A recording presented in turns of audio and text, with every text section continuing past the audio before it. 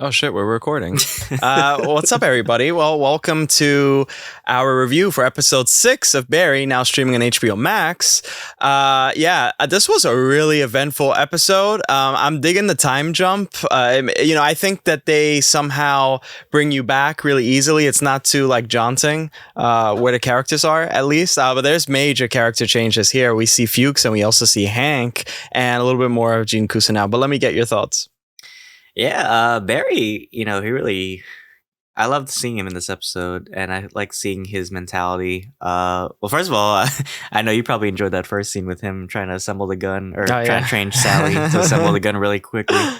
In this episode, he kind of has this plan to kill Cousineau before they release this movie. He says it's because he wants to protect, his idea of his son, or his son's idea of his parents, right?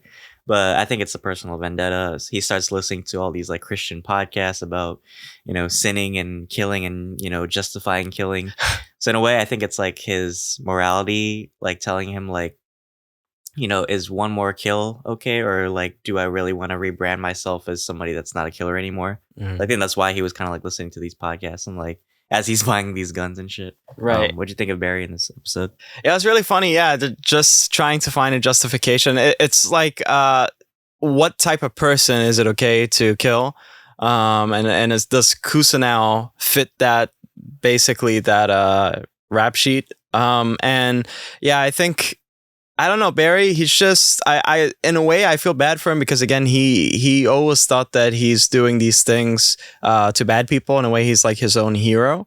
But at the same time, too, again, it's more of an act. And that's why I love how, again, they're actors. It's really meta. So it's really interesting because Barry, for the most part, I still don't understand, how do you get guns? I don't know how he does that. I always got confused on that. It's from the airport to the rental car, go there, get a gun, but you have a fake identity too. 3D printed or something. Yeah, it's really interesting. It's really weird. Oh, in a paper bag, it's lunch kind of. And in front of the plushies and stuff. I thought that was really funny. But also for Sally, someone brought up a good point that Sally also is to blame, that Sally isn't that good. They said that in the last comment section. And I think we kind of see that here. I think in a way Sally's really disillusioned, of course, of her life, but in a way kind of selfish. We see that she pours vodka into the kid's juice, and the kid is really distraught. He misses his dad, but she just doesn't want to deal with it. And it's a horrible way to bring up a child with that neglect. But I think it's also realistic too. So yeah, and then I think I love how this show, I'd say probably choreograph these dream sequences, and they end up not being actual dream sequences. I think it's really clever how they play it out because for the most part, it skips a little bit later ahead. She wants to sleep. She's sleeping in a room. And she should have practiced with Barry, because Barry is trying to teach her how to put the slide back. At least she didn't practice, but she got it on her own. So I think that's kind of an indicator of, okay, she's natural with this weapon. She has that ferocity inside of her. She'll do what she has to do, kind of like Barry.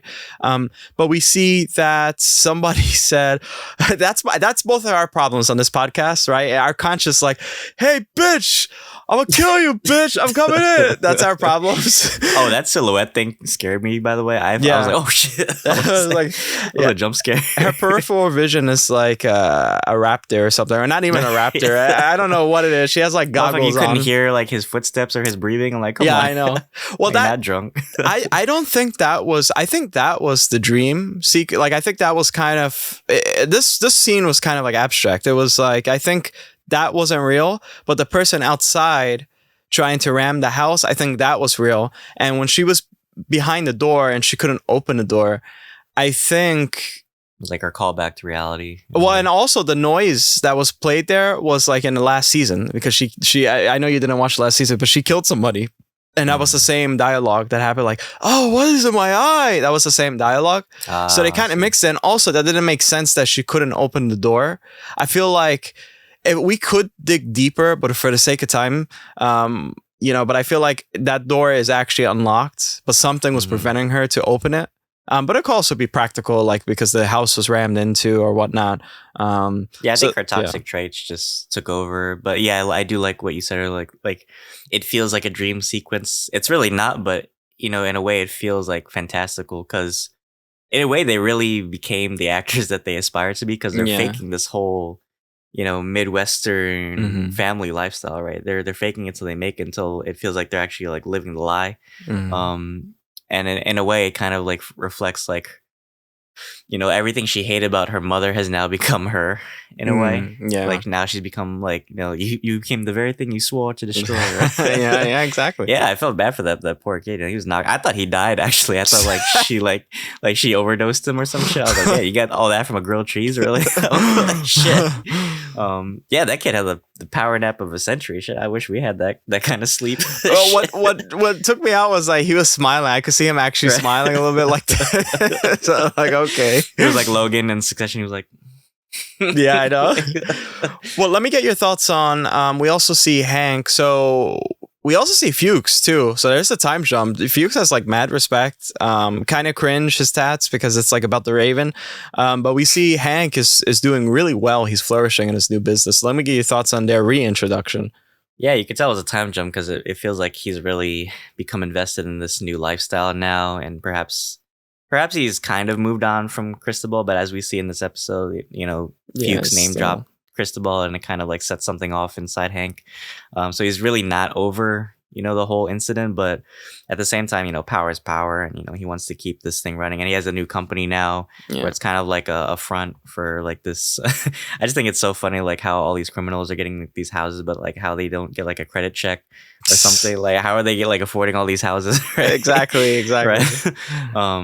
But yeah, so like Fuches has become like his top like hitman or lieutenant now, with the condition that he finds Barry. And at first they Hank goes along with the deal, and he's like, okay, well, I'll see what I can do. And then they're having like a dinner, and Fuches is drunk, and then he's like, oh yeah, and you even killed Cristobal. I'm so proud of you. It was a compliment to him, but Hank took that personally, right? And so it kind of like set something off, and he's like, oh well, get the fuck out of my house, because who are you to say that it's a compliment, right? Yeah, and they had to leave by 7 a.m. sharp tomorrow. And if what not, happened?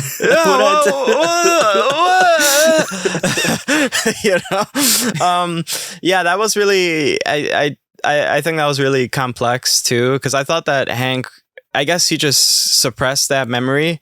And I mean, everything you'll see like there's these pictures of showing the building of the foundation of the business that shows Cristobal, and then there's a statue. Yeah, so to like say something like that is like you killed him. It feels like to Hank it's like I'm a fake person, and I don't want this business to be fake, because finally I'm here where I always wanted to be. And where Cristobal dreamed to be, but I'm here by myself. So I could understand why it really hurts him. Kudos to the lady that Fuches found in the Starbucks or whatever. That was so funny. That was so awkward too, just them being there.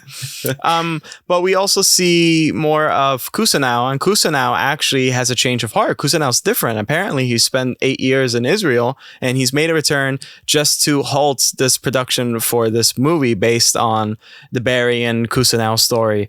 And I like that character change, because over some time, your edges kind of become more dull, and I kind of like that his edge for narcissism is basically dull, and that's really interesting. Yeah, I was gonna say, is it really a character change? Because in a way, it's not about him destroying the movie because it's the right thing to do. It's just he doesn't want to glorify Barry or give credit to Barry. Oh, that's a good point. It's gonna overfame him, right? It's like when you make a movie about like Ted Bundy or like was it Dahmer, right? It doesn't give credit, to the victims. It gives more glory to the serial killer, right? Oh, that's good. That's true. Yeah. In a way, it's kind of like he's still defending his narcissism in a way, but he's just using it as an act to like cancel this movie, right? As an act. Right, because he wants to control the narrative, right? Yeah, that's a good point. Yeah, no, that's really interesting. That's a really great point, and I think that's why still, I mean, that's inside of him, and his son realizes that, because we also see Kusanao visit the house,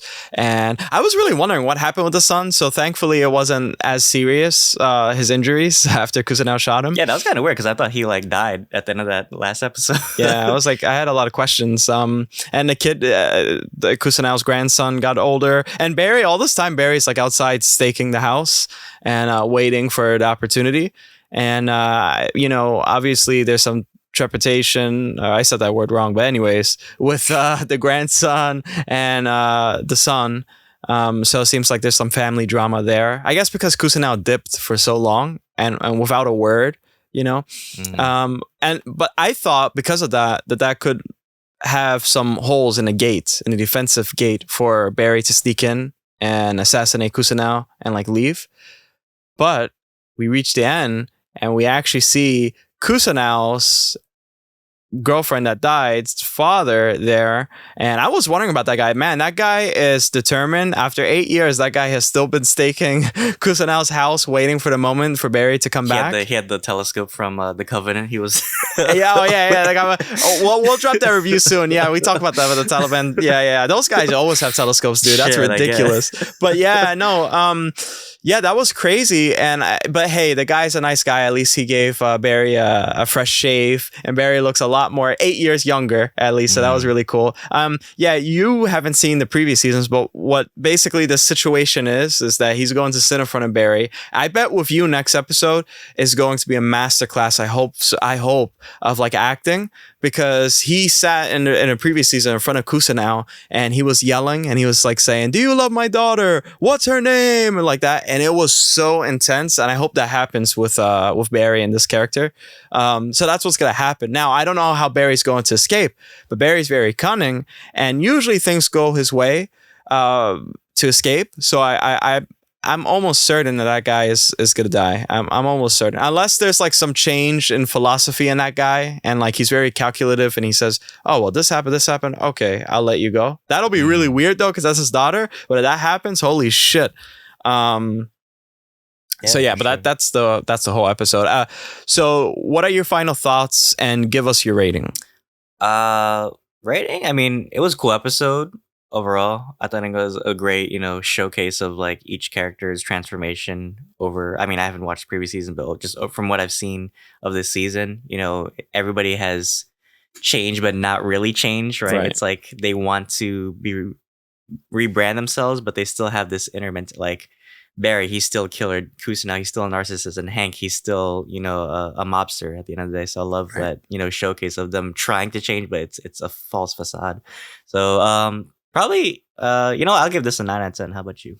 Yeah, I think I'll give it a 9 out of 10 too. It had, again, each episode really does hit and it warrants the high Rotten Tomatoes score. And I love seeing the catch up between these characters. I think they handle it, like I said earlier, really well, because it doesn't feel jaunting. There's enough information for you to get by and continue the story in these short bite episodes. So I would definitely give it a 9 out of 10. And well, beautiful people, that is our review for Barry, episode 6, right? Now streaming on HBO Max. We have so much that we review. That's why we always get confused with these episodes. But guys, if you like this video, actually like this video, and also check out our other reviews. If you're new to the channel, we're reviewing Succession, Silo, Citadel, and so much more coming your way. And we have a couple of movie reviews dropping pretty soon, so stay in tune for that. Dylan, please take us away. Thank you to we're almost at 400. Yay! We're at 370 subs, I believe. So I just want to thank all our new subs. Welcome to the Lunch Table family. Check us out wherever you listen to your podcasts on. But yeah, thank you guys so much. And until then, thanks for having lunch with us. See you guys.